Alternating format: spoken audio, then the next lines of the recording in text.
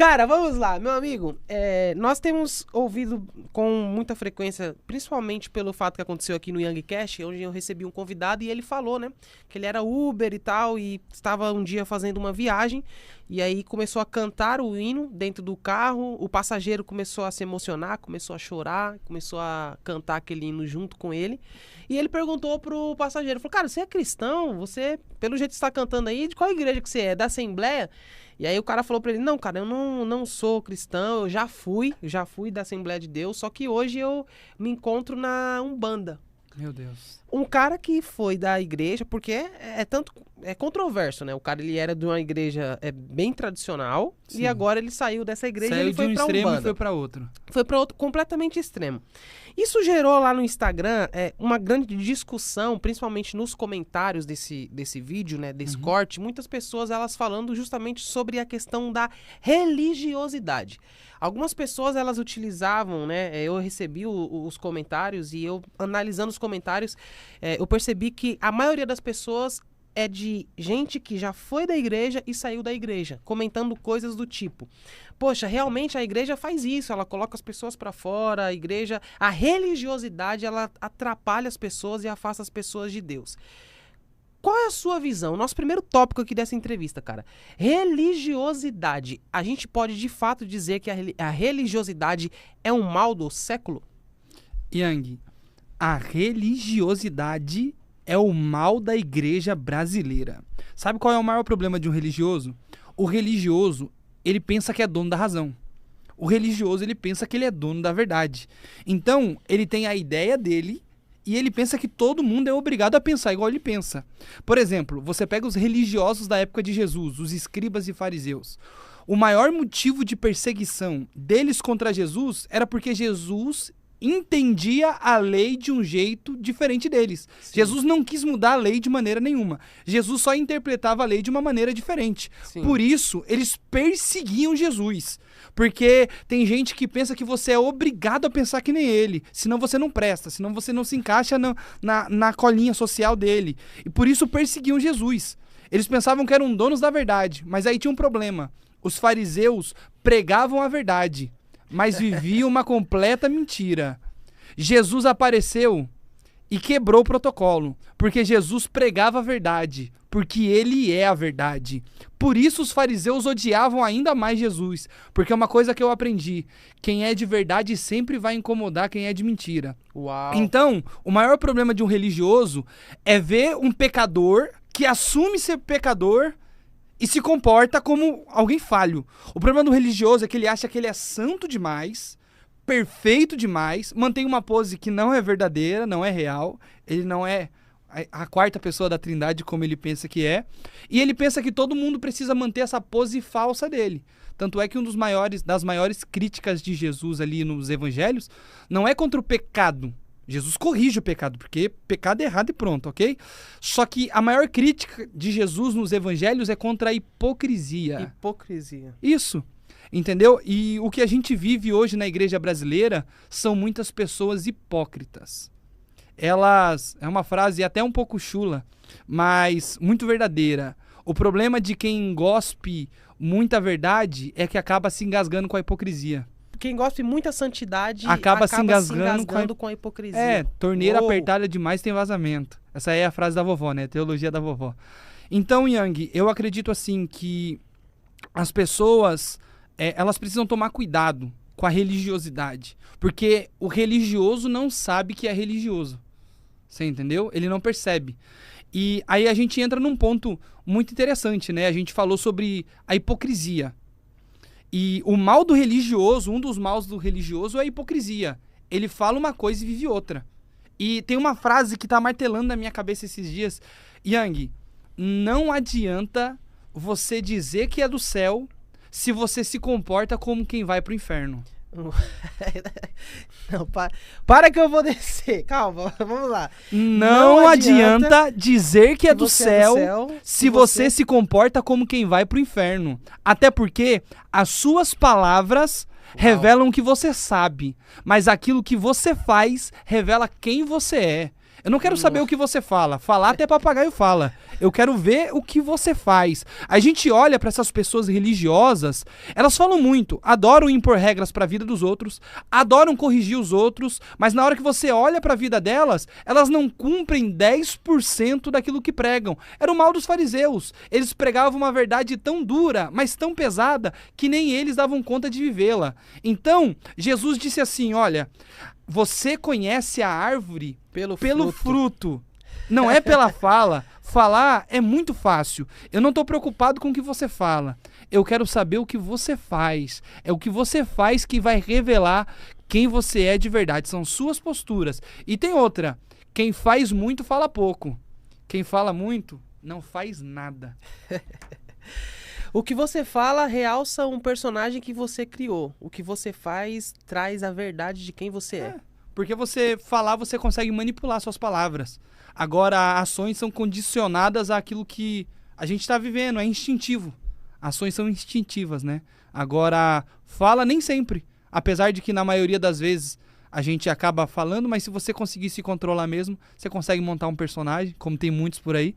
E você fala o que você quer falar para agradar as pessoas e acaba se prendendo ali em um personagem. Yang, para você ter noção de como essa ideia de religiosidade é uma ideia muito problemática para a igreja brasileira, se a gente for olhar aí dados do IBGE, 1/3 da população brasileira, praticamente quase 33% da população brasileira, se denomina evangélico. Eu não estou falando nem cristão, eu estou falando evangélico mesmo. E a conta é básica. Se somos evangélicos, 1/3 da população, ou seja, de cada 3 pessoas, uma é evangélica. Se cada um de nós ganhássemos uma alma por ano, a conta é básica. Em 2 anos, a gente teria o Brasil inteiro convertido para Jesus. Faz sentido. E por que isso não acontece? Ao invés do número de evangélicos aumentar, diminui. Por um simples motivo. Existem 3 maneiras de você evangelizar. A primeira, evangelismo de rua. Você vai na rua, evangelismo da vovó, da Assembleia de Deus. Você vai na rua, prega na praça, entrega um panfleto. O segundo seria o evangelismo pessoal. Seria mais a ideia que as churches fazem. Você visita a casa dos irmãos, sim, você faz uma reunião dentro da casa dos irmãos. E tem o terceiro. E esse método de evangelismo é o mais poderoso. Qual é? Se chama convivência. Convivência. Só que aí entra um problema. Porque assim, como eu disse, são as nossas atitudes que falam mais alto. Então, eu ouvi uma frase que eu guardei, que são palavras convencem, mas atitudes arrastam. Então, as nossas atitudes têm um poder de influenciar as pessoas, tanto para o bem quanto para o mal. É aí que entra o problema dos religiosos. Porque uma pessoa religiosa, ela fala demais e não faz nada, ou quase nada do que ela fala. E isso tem um impacto negativo. Lembra que eu disse? De cada 3 pessoas, uma é evangélica. Então, sim, as pessoas convivem entre elas. Aí quando, às vezes, você pega e vai falar de Jesus para alguém que não é evangélico, por exemplo, na rua, você vai falar numa igreja, aí a pessoa fala assim, não, para que eu quero ir para essa igreja? Tem um crente lá na rua de casa. Ele é pior do que eu. Tem um pastor que mora lá na esquina de casa. Ele compra e não paga. Ele é caloteiro. Ele é mau caráter. Você entendeu? Então, os maus hábitos, a falha de caráter e o péssimo comportamento trazem esse efeito negativo para a igreja. Você entendeu? Então, o primeiro problema do religioso é isso aí. A falha do comportamento. O religioso, ele fala muito, mas não vive nada. Não vive nada, você entendeu? Só que aí a gente tem um segundo problema da religiosidade, que foi o assunto que você começou a perguntar, sobre as pessoas irem embora da igreja porque estão feridas pela igreja. E a primeira verdade é que a igreja não fere ninguém. Opa, ó. A igreja não fere ninguém. Não. Eu vou até reformular, então, a minha pergunta aqui. Dada essa informação que você trouxe, a igreja não fere ninguém. Não, a igreja não. O religioso, na sua visão, é um fato, é uma verdade dizer que todo religioso, ele reprime pessoas de chegar até Cristo? Ele afasta pessoas de Cristo? Com certeza. Yang, a religião fere. Jesus não. A religião mata. Jesus da vida. O problema é que os religiosos se esquecem que Jesus não veio à Terra fundar uma religião. Jesus veio à Terra fundar uma igreja lavada e remida pelo sangue de Jesus, ok? E o problema dos religiosos é que eles precisam ferir as pessoas que estão em volta para se sentir bem, principalmente quando alguém não pensa igual a eles. Nossa. Lembra de Jesus no Getsêmani? Malco, servo do sumo sacerdote, estava lá para prender Jesus, ok? Ele estava lá como representante da religião, para prender Jesus, porque Jesus pensava diferente deles. E toda vez que alguém pensar diferente de um religioso, ele vai ser perseguido por isso. Só que quando Malco foi prender Jesus, Pedro estava lá. Pedro era um homem bem bravo e cortou a orelha de Malco. Porque, Yang, nessa história, o homem fere e a religião fere. Só que quando Jesus viu a orelha de Malco sendo cortada, Jesus não pensou em ferir Malco. Jesus não pensou em ferir Pedro. A Bíblia diz que Jesus pegou a orelha de Malco e colocou no lugar. Porque o homem fere, a religião fere, mas Jesus cura e dá vida. Jesus é poderoso. Boa, cara. Não, vocês viram que hoje ele veio no pique, cara. Isso é importante. E assim, ainda falando sobre religião, a religiosidade, na verdade, inserida dentro das igrejas. E um ponto que você falou aí, eu achei fundamental, isso aqui eu achei brilhante, que é justamente a questão de que a religião fere, mas Jesus não. Só que assim, a gente está falando de coisas que estão entreligadas, né? O religioso, aquele que crê em algo, aquele que tem a sua religião e aquele que está em uma igreja. Pegando por esse ponto de vista, Cauê, eu queria tentar entender onde está o erro. Já que a religião fere, por que a igreja não cura? O problema das pessoas é que elas preferem matar o leproso do que tratar a lepra. Uou. Yang, isso aqui é forte. Lembra de Naamã? Sim. Naamã era chefe do exército, era homem valente, a Bíblia diz que ele era valoroso e homem honrado pelo seu senhor e ainda usado por Deus. Mas adivinha qual é a única coisa que as pessoas se lembram de Naamã?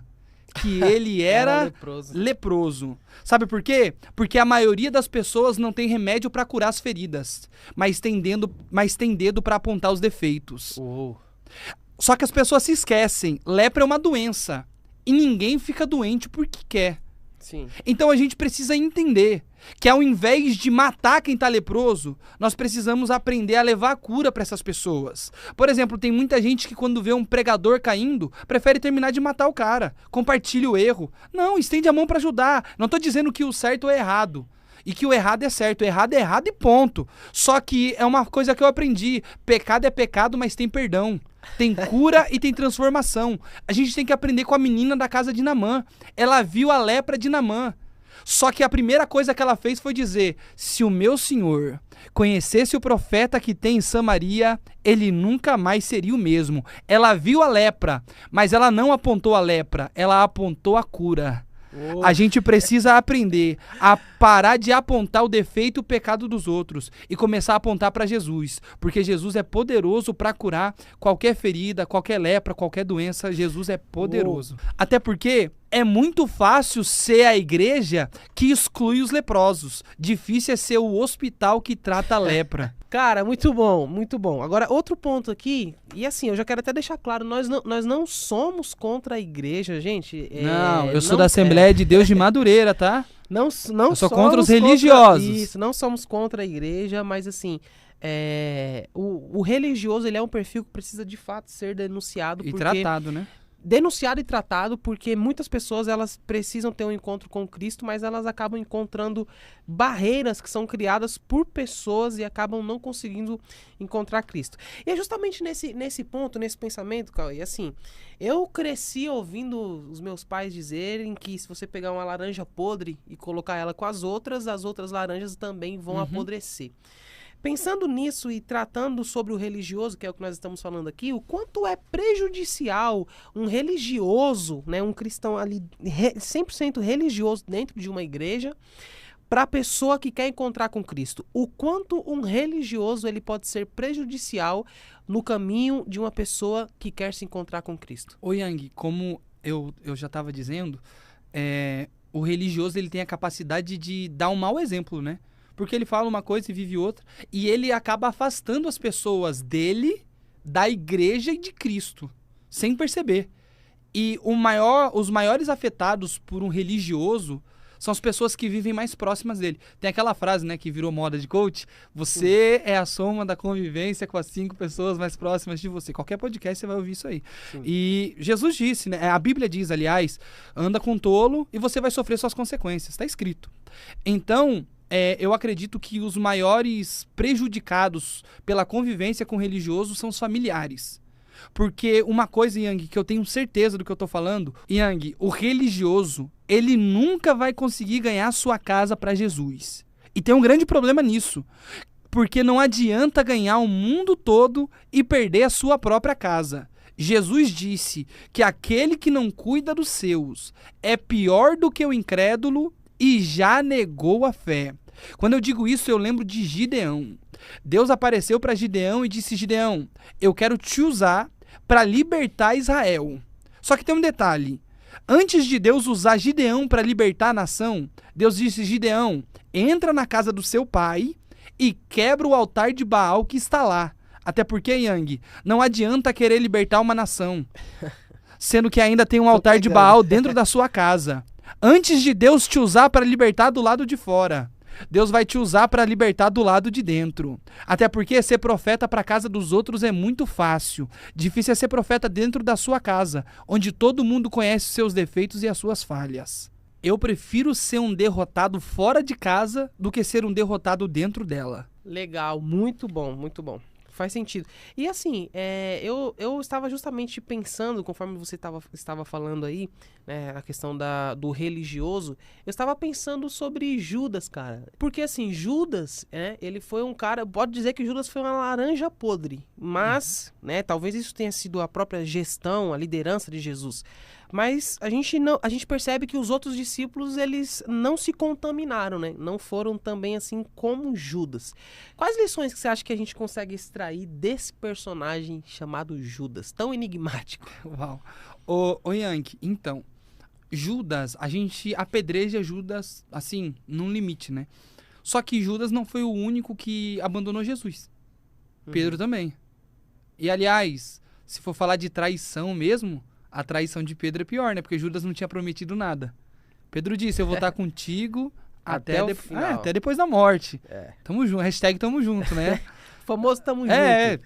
Então, assim, Judas é uma pessoa muito problemática. Só que todos nós vamos ter pessoas como Judas ao nosso lado. E a gente precisa estar preparado para isso, Yang. Até porque o problema não é ser amigo de Judas. O problema é não saber quem é o Judas. Uou.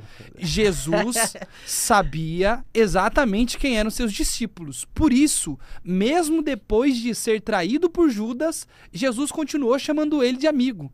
Jesus já sabia que ele era o traidor, até porque Judas sempre dá sinal.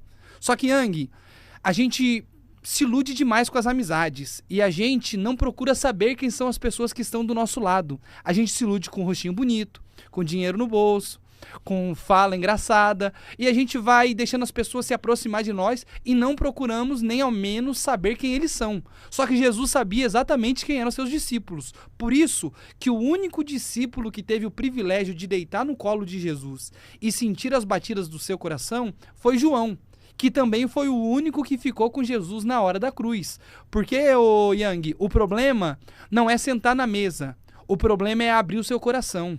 O problema não é conversar com Judas. O problema é compartilhar os seus sentimentos. A gente precisa aprender com Jesus a selecionar as pessoas para quem a gente vai compartilhar os nossos projetos, sentimentos, porque Judas sentou na mesma mesa, mas não compartilhou dos mesmos projetos. Uou! Boa, isso ficou bom. Isso aqui é muito poderoso. Uau. Yang, hoje a gente tem uma geração muito mimada. Você vê na internet aí várias pessoas falando sobre fulano te abandonou, amigos te largaram, e a gente precisa ter a maturidade e entender que nem toda amizade vai durar pra sempre. Natural. Tem gente que não te abandonou. Tem vezes que a vida distanciou a pessoa. Ou não fazia parte aí tem aquelas pessoas que dizem assim: a pessoa te abandonou, foi livramento. Às vezes o livramento não foi pra você. Às vezes o livramento foi pra pessoa também. Entendeu? Tem gente atribulada. É muito fácil, né? Você acabar uma amizade e dizer assim, Deus estava me livrando. Tá me livrando. Será? A pessoa sempre te ajudou, sempre foi bênção pra você. Aí no dia que ela não pode te ajudar, ela saiu porque foi livramento pra pessoa. Olha pra sua vida, se olha no espelho. Então, assim, as pessoas são muito imaturas nesse quesito de amizade. E a gente precisa ter uma noção de que existem tipos de amigos. Quando a gente aprende a selecionar as pessoas e conhecer as pessoas que estão à nossa volta, primeiro a gente tem que se conhecer, né? Sim. Porque às vezes o problema somos nós e se o problema é você, vai se tratar. Vai se tratar, né?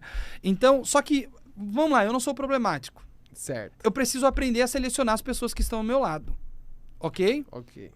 Então a gente precisa entender que existem 3 tipos de amigos. Quais são os 3 tipos de amigos? Yang, existem amigos que são amigos do seu sucesso, mas não são amigos do seu fracasso. São pessoas interesseiras ou religiosas. Enquanto estiver dando tudo certo, eles estão com você. Enquanto você estiver bem, eles estão do seu lado. Mas no dia que você cometer um erro, como ele aceita o erro dele, mas não aceita o erro dos outros, ele te larga, porque ele é religioso. Ou ele é um interesseiro, como Judas. Não tem mais nada para me oferecer, eu te abandono. Ok? Existe o segundo tipo de amigo, que são amigos do seu fracasso, mas não são amigos do seu sucesso. São pessoas que enquanto você estiver na prova, tá lá para te abençoar. Tá lá para te ajudar e tá lá para te estender a mão. Mas são pessoas invejosas. No dia que você crescer, e se crescer mais que eles, pior ainda, vão te largar e vão te abandonar, porque não suportam ver o seu crescimento. Só que, Yang, existe um terceiro tipo de amigos, que Salomão disse, existem amigos que são mais chegados do que irmão. Tem amigo que não é pra crise, tem amigo que não é pra prova, tem amigo que não é pra festa, tem amigo que é pra vida. Porque a verdade, tem amigo que não é amigo, tem amigo que é família. Uau! E dentro desse ponto, Cauê, como identificar um amigo falso? Yang, aí entra um ponto. A gente tem que tomar muito cuidado com os amigos falsos. Porque os amigos falsos são os melhores. Um amigo falso nunca te critica. Um amigo falso nunca discorda de você. Uau. Um amigo falso nunca te ataca na sua frente. Não, o amigo falso sempre vai dizer que você tá bonito, que você tá certo, você tá fazendo a pior besteira da sua vida e ele está te aplaudindo. Só que a gente tem que tomar cuidado, porque a falsidade são pessoas que te aplaudem na sua frente, mas te traem pelas suas costas. Por exemplo, Pedro. Pedro disse para Jesus na frente dele, eu tô contigo até depois da morte. Só que um dia depois, Pedro já estava dizendo, eu não conheço Jesus. Eu não sei quem Jesus é. Então existem pessoas que te aplaudem na sua frente, mas te negam na tua ausência. Tome cuidado. A gente precisa entender que existem pessoas que são falsas. São duas caras. E Yang, a gente precisa tomar cuidado com esse tipo de pessoa, porque eles estão do nosso lado. Oh. Yang, deixa eu falar uma coisa pra você. Amigo de verdade não é quem aplaude o seu pecado. Amigo de verdade é quem te aproxima do altar. Cara, eu concordo com você. Assim, Cauê, faz muito sentido isso, eu concordo com você. Até porque fidelidade hoje em dia é uma coisa que está completamente escasso. Com né? certeza. É escasso hoje em dia você encontrar fidelidade, pessoas que sejam fiéis, leais, pessoas que sejam verdadeiras. E por isso que quando você encontra uma pessoa que ela tem fidelidade, é uma pessoa fiel, você deve valorizar, porque hoje em dia tá difícil. Muito, muito. Yang, a gente precisa entender que hoje as pessoas não valorizam mais o caráter, né?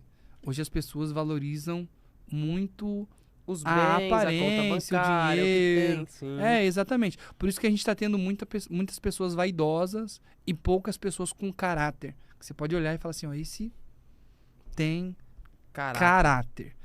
Então, assim, aí a gente entra naquela questão, né? Traição é falta de amor ou é falta de caráter? É uma pergunta. Eu mudei aqui, eu sou entrevistador aqui agora. Mudamos. Cara, agora eu sou o dono do YangCast. Muda aqui, coloca CacauCast. CacauCast. Aí. Cara, posso falar? Eu acho que, eu na minha visão, eu acredito que é falta de caráter, mano. Com certeza. É justamente falta de caráter. Eu concordo. Yang, pega isso aqui é poderoso. Salomão tinha tudo, mas foi infiel. Jó perdeu tudo, mas permaneceu fiel. Porque fidelidade não tem a ver com o que você tem. Fidelidade tem a ver com quem você é. Fidelidade não tem a ver com o dinheiro que você carrega, com os bens que você carrega. Fidelidade tem a ver com os princípios que você aprendeu. Por exemplo, Jó estava vivendo o pior momento de sua vida. A mulher de Jó olhou para ele e disse: abandona o seu Deus e morre. Para muita gente, isso aqui já é motivo para trair. Porque tem gente que é assim: meu casamento não tá bem, eu vou trair minha esposa.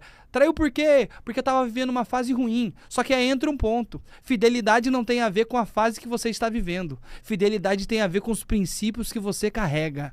A mulher de Jó estava atribulada, mas Jó era fiel. E o momento não mudou o caráter que ele carregava. Ele permaneceu, a fidelidade gritou dentro de Jó. Sim. Gritou muito mais dentro de Jó do que o barulho do que ele estava perdendo ao redor dele. Com certeza, com certeza. Tanto é que Deus deu bens de volta para ele, Deus deu filhos. A única coisa que Deus não trocou foi a mulher. A única coisa que deu, permaneceu. A mulher era a mesma. Ela permaneceu. E assim, Cauê, nós gravamos na primeira entrevista, a gente falou bastante sobre relacionamento. Você é casado, né, com a Nicole, 8 Isso. anos? São 5 anos de casado 5 anos e de 3 casado. anos de namoro. 5 anos de casados e 3 anos de namoro. Primeira pergunta que eu quero te fazer aqui é como escolher a pessoa certa? Porque você sabe, hoje em dia as pessoas, principalmente os jovens que estão na igreja, né, as varoas querem o seu varão, querem o seu pregador, querem o seu levita, querem, né, ter um relacionamento com alguém de dentro do ministério e vice-versa.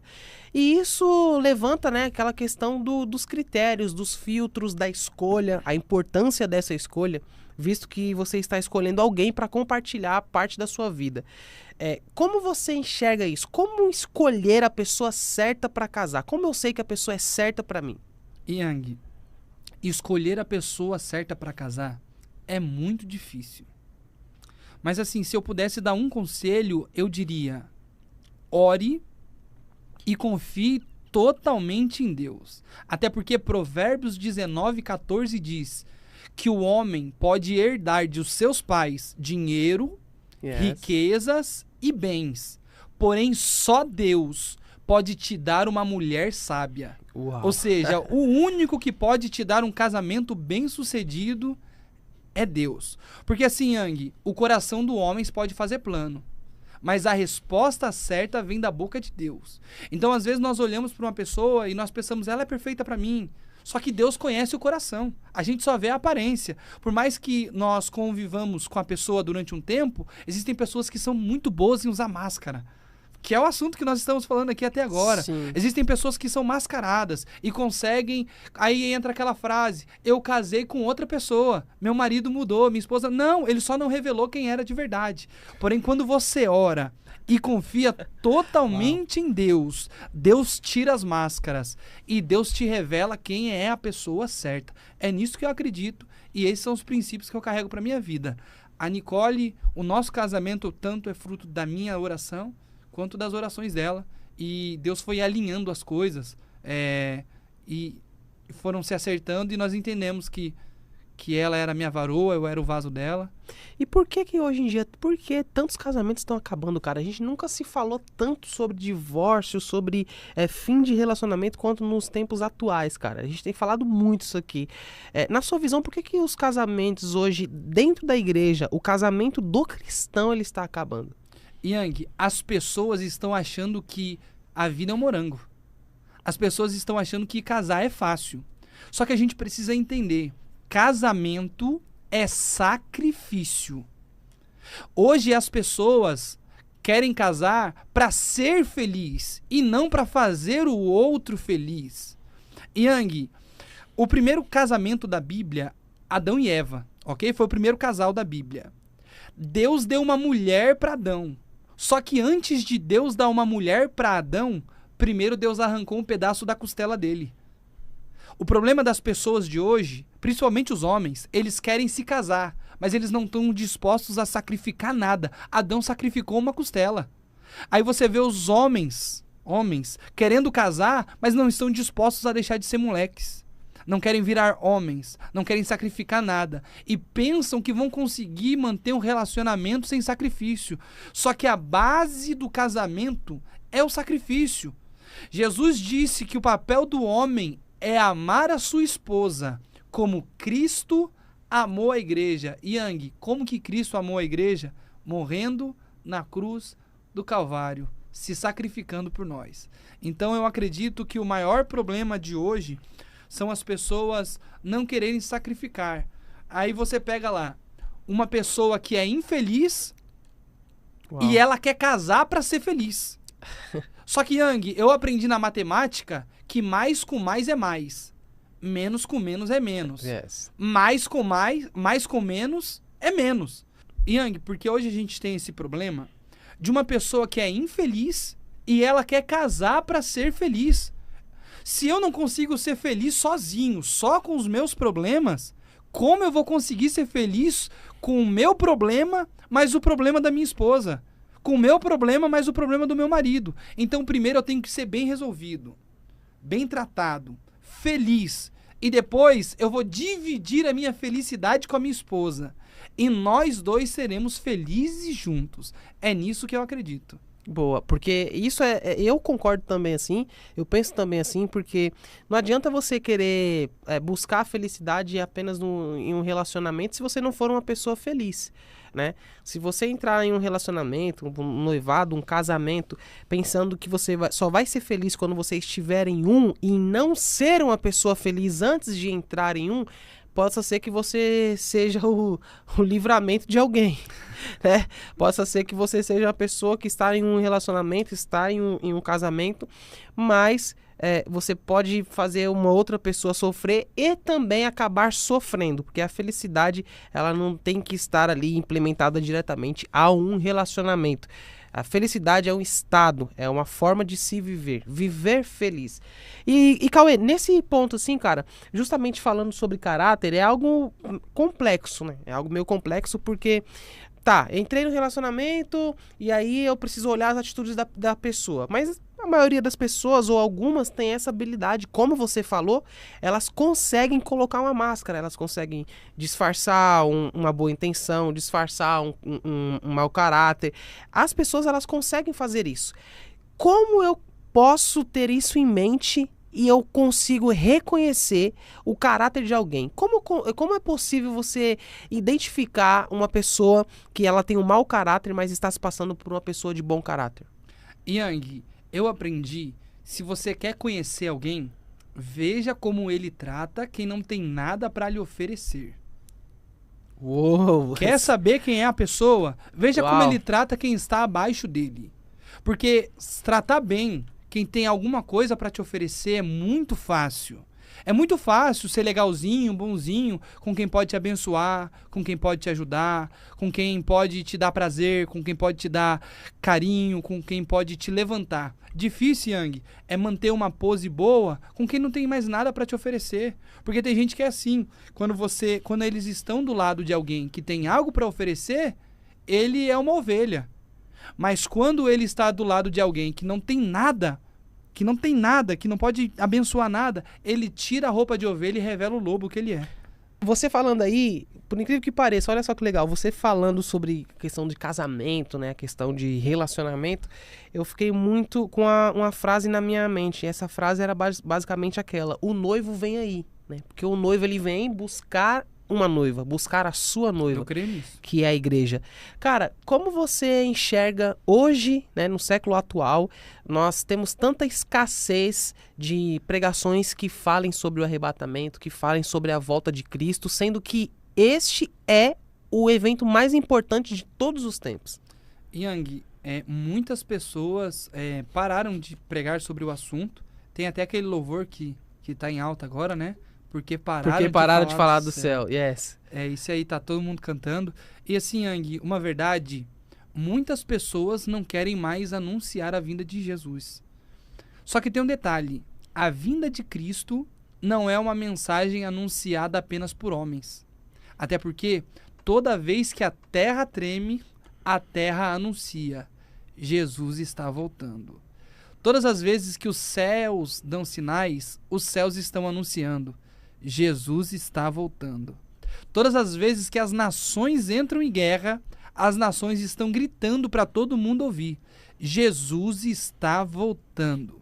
Yang, então, ainda que os homens não preguem, que os homens se calem, a terra continuará anunciando. Em breve, Jesus Cristo voltará para buscar a sua igreja. Então, você que está me ouvindo, você não precisa acreditar nas minhas palavras. Basta não duvidar do que os seus olhos estão vendo. Todos os sinais estão aí. Em breve, Jesus Cristo voltará para buscar a sua igreja e eu quero subir com ele, Yang. Os sinais estão cada vez mais claros, né? Claro, os sinais demais. apontam, nós temos aí furacão, nós temos aí tornado, nós temos Guerra. catástrofes, terremotos, guerras, doenças, né? Como a que nós tivemos em 2019, pandemia. Então, de fato, os pregadores precisam parar, na sua visão, já chegou a hora, cara, dos pregadores pararem de disputar mensagem, disputar altar e pregar mais sobre o arrebatamento? Nós precisamos, Yang, pregar a vinda de Cristo, porque tá muito perto. Em breve Jesus voltará e se nós não estivermos preparados, nós vamos ficar aqui. Hoje você vê pessoas tão presas na terra. Parece que já se esqueceram do céu. Parece que Jesus não vai voltar mais. Parece que a Bíblia está errada. Parece que a Bíblia só está certa até a hora que Jesus morreu na cruz. Das promessas depois não existem mais. A gente parou de acreditar na verdade do Evangelho de que Jesus Cristo morreu, mas que ressuscitou e em breve voltará para buscar a sua igreja. E nós precisamos anunciar essa verdade. Jesus vai vir para buscar o seu povo. Yang, só que aí a gente entra num problema, né?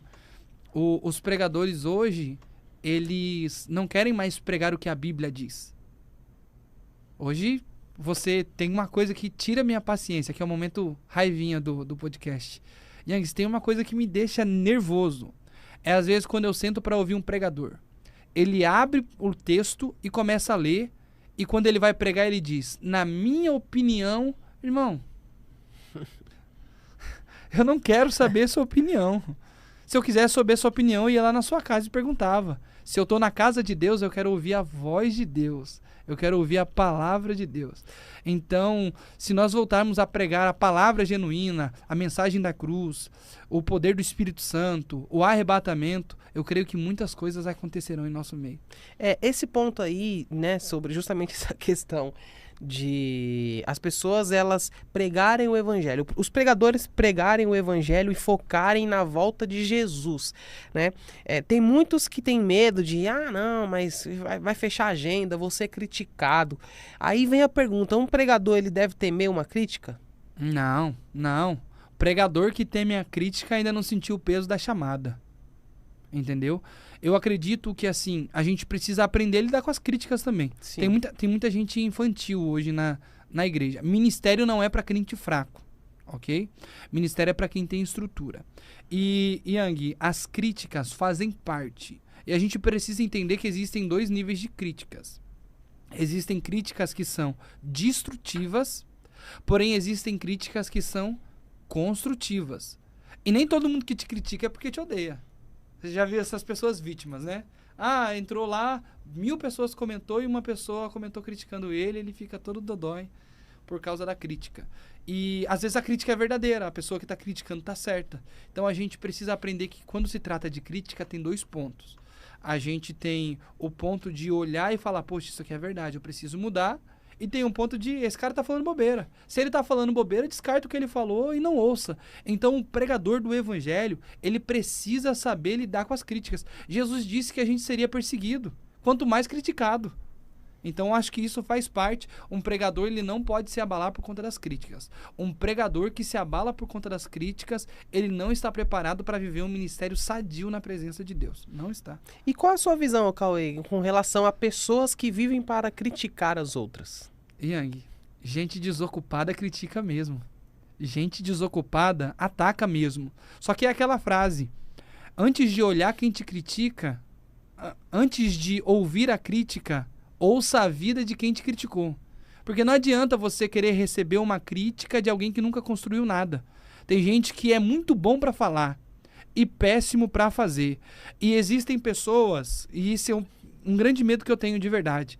Eu tenho muito medo de construir um ministério à base de crítica. Porque Jesus não chamou a gente para criticar. Jesus chamou a gente para exortar, que é totalmente diferente de criticar. Sim. A exortação é correção, não crítica. Crítica é dar minha opinião. Correção é colocar a pessoa no lugar, dar direção. Jesus não chamou a gente para matar ninguém. Jesus chamou a gente para dar vida. E normalmente essas pessoas que criam uma história à base de crítica, elas se promovem matando os outros. É como os filisteus. Filisteu não planta nada. Filisteu vive de roubar a colheita dos outros. Então tem gente que é assim, crítico de internet é assim, ele não planta nada, ele vive de destruir a plantação dos outros. Vai ver, tem um monte aí, viralizou, aí você vai ver como ele viralizou, destruindo a vida dos outros, destruindo a família dos outros. Teve até agora um site, né, que a menina se matou por causa das críticas. Tem gente que é assim, que para crescer precisa matar os outros e destruir os outros. Uau. Só que Jesus não nos chamou para matar, Jesus nos chamou para dar vida. Yang, uma coisa que eu aprendi quando a gente fala de crítica é que eu nunca devo criticar, ou melhor, nunca critique uma história que você não conhece. Porque o fato de você não conhecer a história de alguém Sim. não significa que ele não tenha uma. Quando eu digo isso, eu lembro de Matias.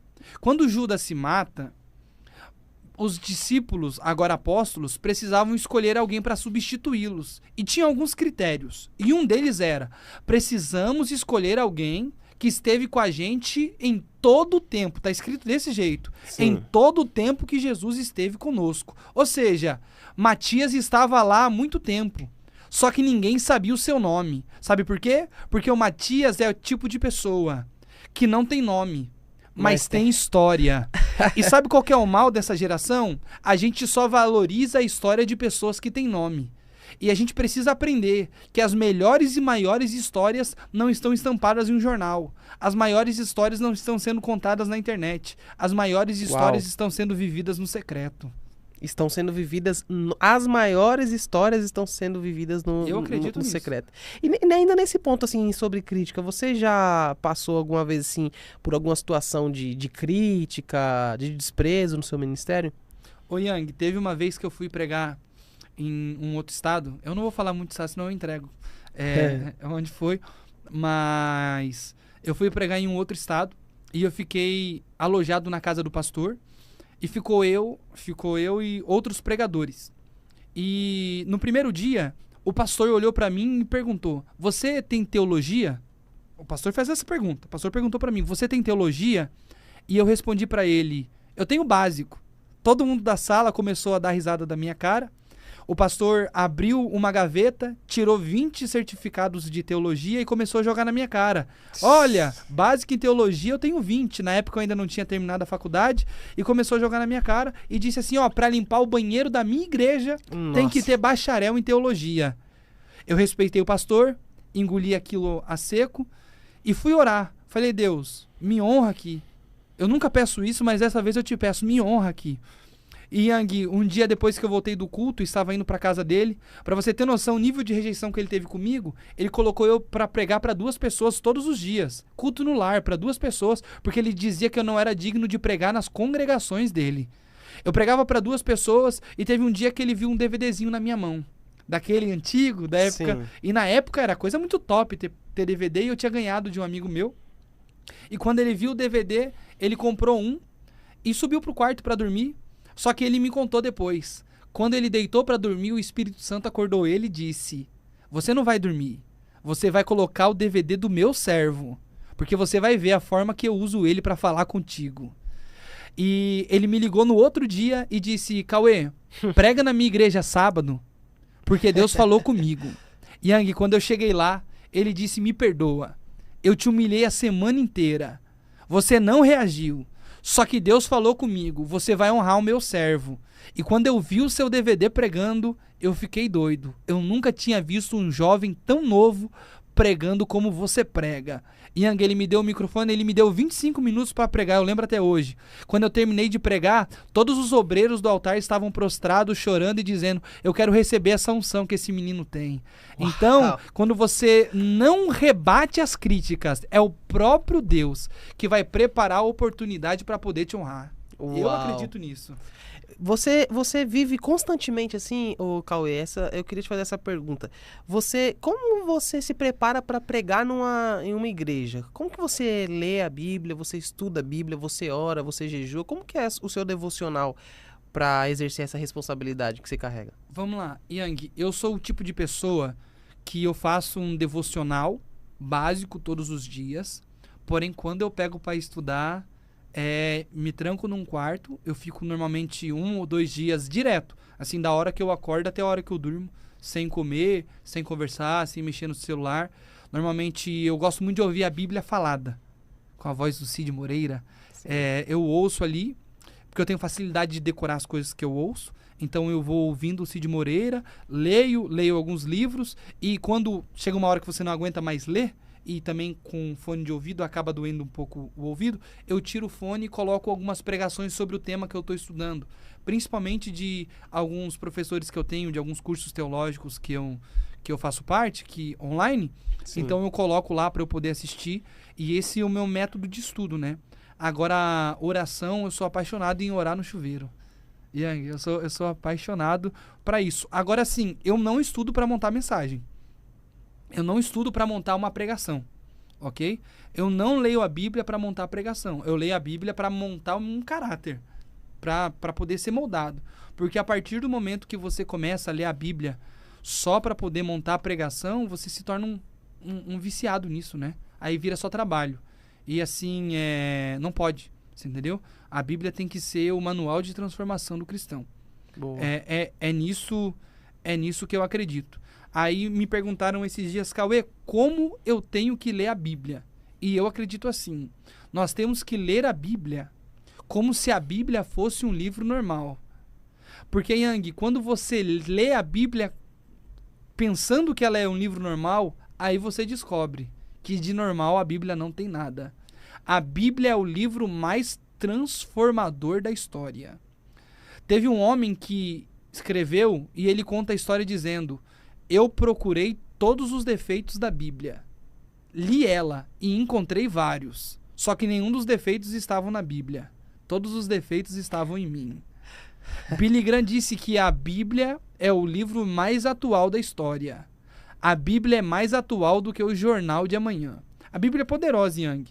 Por exemplo, se a gente pega uma Bíblia e coloca dentro de uma penitenciária, vai acontecer o sobrenatural. Jesus vai converter, Jesus vai transformar, Jesus vai batizar com o Espírito Santo, porque a palavra de Deus é poderosa e eu acredito nisso. Concordo também. A Bíblia, ela tem a sua importância. E assim, se a gente fosse pegar um personagem bíblico aqui, pra gente falar sobre ele, um personagem que seja uma referência pra você, quem seria? Ah, Davi, com certeza. Davi? Por que Davi? Davi é diferenciado e existem diversas... Davi é um homem segundo o coração de Deus. Davi é um homem que saiu, um menino, aliás, que saiu do pasto, do esconderijo e foi superando as etapas da vida. E é muito legal que a Bíblia deixa claro essas superações de etapa, né? Saiu do pasto, venceu o gigante, se tornou chefe do exército, foi perseguido pelo então rei, para depois se tornar o maior rei da história de Israel. Então eu acho muito poderosa essa história, Yang. De verdade tem um impacto muito grande. Só que assim, Yang, tem um negócio sobre Davi que tá aqui ardendo no meu coração. Eu preciso compartilhar aqui nessa entrevista. Yang, Davi, ele cometeu muitos erros, ok? Davi cometeu muitos erros. Só que errar é humano, ok? Errar é totalmente humano. Mas a gente precisa aprender a como lidar com os nossos erros. E eu quero deixar aqui uma pergunta para alguém que está me assistindo. Quantas pessoas vão precisar sofrer para você poder colocar a mão na sua consciência?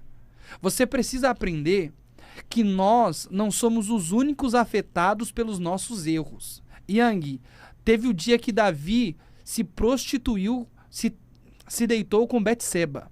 Só que o pecado de Davi não afetou apenas Davi. Outras pessoas também foram afetadas por esse erro. Por exemplo, Urias morreu. E não tinha nada a ver com a história. Ele foi o traído e morreu. O menino que nasceu de Betseba morreu. A família de Davi foi destruída e uma nação inteira pagou o preço. Então a gente precisa aprender que quando nós erramos, as pessoas que estão à nossa volta vão pagar o preço junto com a gente. E você que é pai de família, quantas vezes a sua família vai precisar sofrer para você colocar a mão na consciência? Quantas vezes a sua esposa vai precisar sofrer para você colocar a mão na consciência? Porque quando nós erramos, as pessoas que estão do nosso lado são afetadas negativamente. Mas quando nós nos arrependemos e nos prostramos diante de Deus e Deus derrama suas bênçãos sobre nós, todos eles colherão os milagres junto conosco. Uau! Esse foi o Cauê Andrade aqui na segunda entrevista. Cauê, eu queria que você deixasse agora, eu sempre peço para todos os meus convidados para que eles sejam boca de Deus. Eu queria que você fosse boca de Deus para esse tempo e falasse agora diretamente com quem está assistindo aquilo que Deus te direcionar. Olha, eu tenho uma palavra de Deus para a sua vida aqui e eu quero que você guarde ela no seu coração. Yang, olha, isso aqui é poderoso que eu vou compartilhar, mas leve isso aqui para sua vida também, porque isso aqui é poderoso. A gente nasce sem pedir e a gente morre sem querer. Então nós devemos aprender a valorizar o processo. A vida é curta demais para viver reclamando. A vida é curta demais para viver murmurando. Se eu tivesse um conselho para te dar aqui, eu te diria: valorize os pequenos momentos. Abrace enquanto você pode. Ame enquanto você pode. E tem aquele hino que diz: pode ser hoje o seu último culto, então adore. E eu termino esse vídeo te dizendo: hoje pode ser o último dia da sua vida. Então valorize as pessoas que estão do seu lado. Valorize a sua família, valorize os seus amigos, porque em breve Jesus voltará. A trombeta soará. E nós não estaremos mais aqui para contar a nossa história e para viver esses momentos maravilhosos. Uau! Cara, muito bom, Cauê. Eu tenho certeza que diversas pessoas elas foram abençoadas, diversas pessoas elas foram alcançadas.